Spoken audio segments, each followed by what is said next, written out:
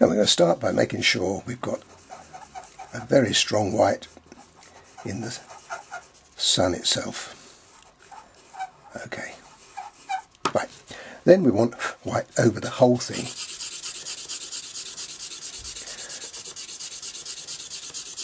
Not quite as strong as the sun, but one needs a good coverage. What we're looking for here is to make sure that we don't have any of the paper showing through. So best to do a little bit, just check it and then do a bit more. Now that is just about right. That's got to go all over. No, that's the white all over. Now what we're looking for now is to add the colour. And we start off by putting the ochre carefully around the sun. You don't really want to interfere with that too much. Okay, now that goes on all over. I'll just do a little bit up the middle here, although it's going to be done all over. On the horizon line. The horizon line is going to be a little darker eventually. And then what we do then is add a little bit of blue at the top. Now what we want to do is a little bit of cloud in there, so we do this in an unusual way. So we want to leave some of the cloud, so the cloud sort of shining through. And what I'm also going to add on is some grey here as well. Okay, a little bit of grey. What we've got to watch in a situation like this is that we don't put the ochre, which we're going to put in now here, and the blue together. So we've got to keep clear. That grey really acts as a bit like a buffer between the two, and the ochre goes all the way. Alright, a little bit of that in there.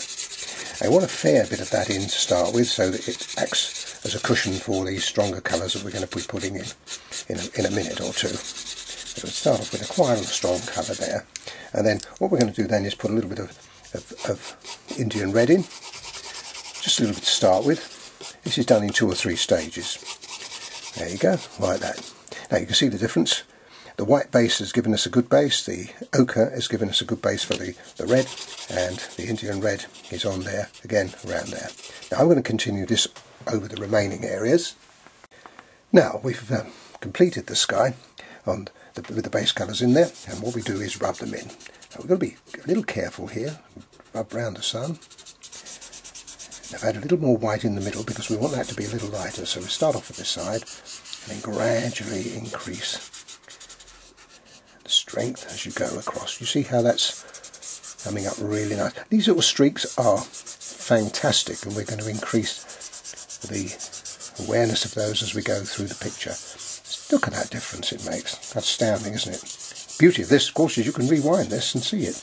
Now here we get to the point where we've got to be careful. Now all I do is change fingers here, use my, because otherwise I'll end up green.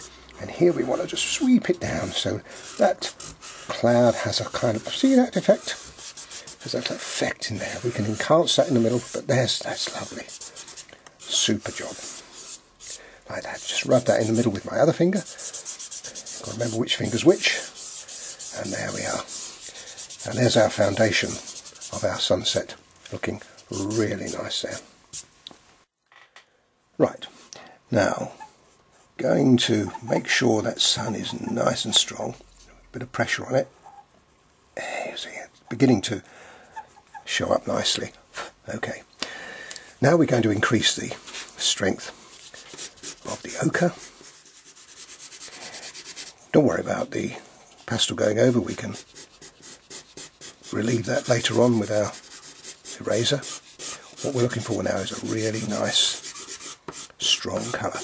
Now I did a very strong blend with my finger earlier on, but now what we've got to do is just lightly blend it in, because although we don't want texture on it, we want to keep the colour nice and fresh.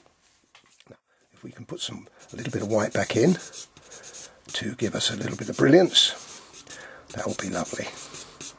See how the contrast is? It's wonderful, isn't it? And then over here it's a lot darker, especially towards the horizon line. Here, because we're going to make the water a little lighter in this case, so that can be gradually increased as we go along.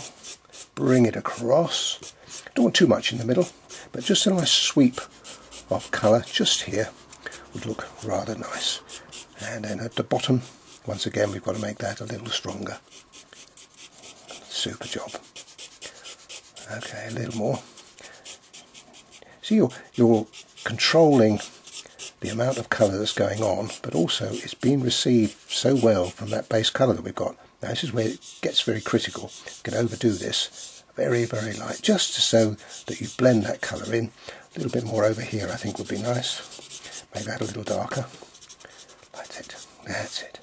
Just so it actually goes into the colour. And there. It's very difficult round the sun, because you just have to go back over that sun a couple of times during this procedure to make sure it's nice and bright. Now when you've done that, then we can then afford to have a little bit of cloud going in with the red, like that. See? Just a merest touch of your finger now is all that's needed. And what we've got to do is brighten that sun up yet again. Once you've got the base colour on there, it's very, very easy to retrieve it. But look how brilliant it looks. There we are, nice and round. Don't want it to be odd shape, do we? That will spoil the illusion. That's nice. Just that little bit there. Not very happy with that. What you do in a situation like that is just use your colours just to blend it in.